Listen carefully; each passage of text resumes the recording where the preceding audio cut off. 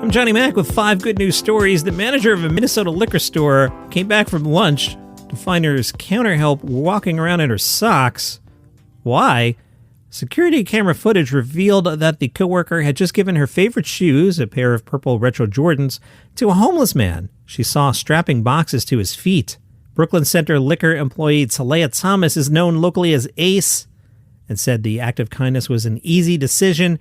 Thomas told CBS, he said, "Nobody would ever give me shoes like that." And I said, "Well, I'm not everybody. I was always taught to help others. You never know what their problem is or what they're going through." So the store owner and some friends of Ace came together to raise $450 so Ace could buy another pair of purple Jordans.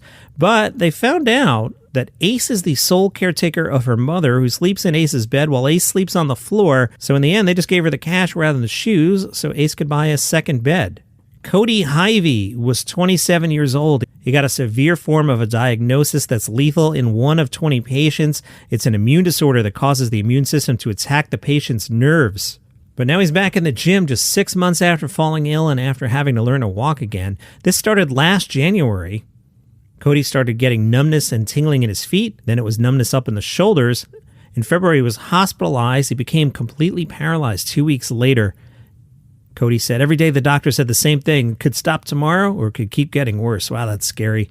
The symptoms were so severe, he was only able to nod his head slightly. Nurses had to use an alphabet board to talk to him. Cody said, "It was really disturbing. I was a prisoner in my own body. Minutes turned into days, into weeks, into months. My whole body felt like it was on fire."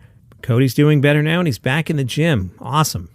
Jazzy the dog split from her Texas house 7 years ago. Well, Jazzy was recently found in Orange County, Florida. Fortunately, Jazzy had one of those microchips. Orange County Animal Control spokesperson Bryant Almeida said it was incredible to watch Jazzy come to life at her owner's voice.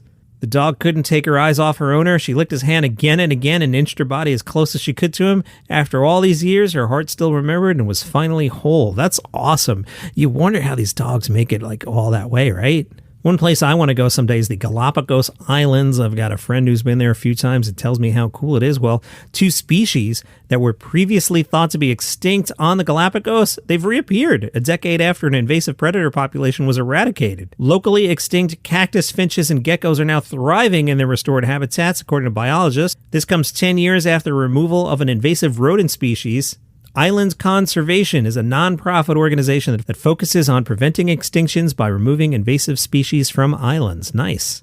And I lied to you. Not every story is good news, I guess, but this one will make you smile. A Florida family, their Chick-Fil-A order was stolen. Oh no, that's terrible. Well, who stole it, Johnny Mac? A bear. As captured on video, a bear strode up to the porch, snatched the order, and went back into the darkness. Paul, who lives in the house, said, "All the nuggets and all the fries. 30 nuggets and a large fry. Poof. Just like that." I guess it was good news for the bear. No, wait, there is good news for Paul. The bear left behind the salad. Have a great day. Daily Comedy News Podcast, 10 minutes a day about your favorite comedians, Chappelle, Gaffigan, Rogan, Mulaney, plus late night recaps. It's like SportsCenter without all that sports stuff. More comedy. Daily Comedy News Podcast, 7 days a week. Follow now wherever you get your shows.